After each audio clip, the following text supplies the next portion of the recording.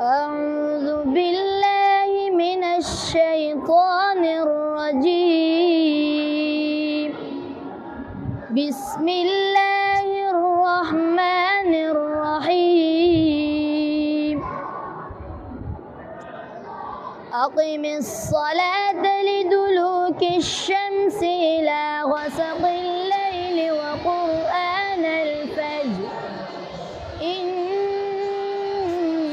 قرآن الفجر كان مشهودا ومن الليل فتهجد به نافلة لك عسى أن يبعثك ربك مقاما محمودا وقل رب أدخلني مدخل صدق وأخرجني مخرج صدق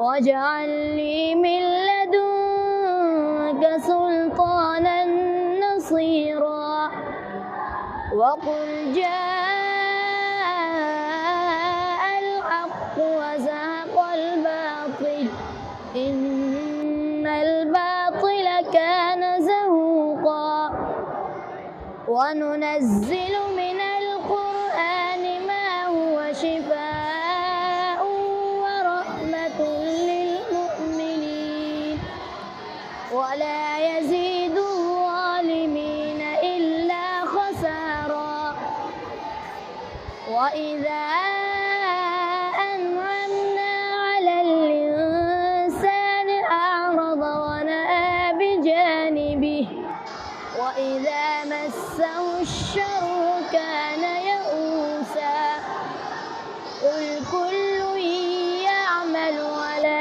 شاكلته فربكم أعلم بمن هو أهدى سبيلا صدق الله العظيم.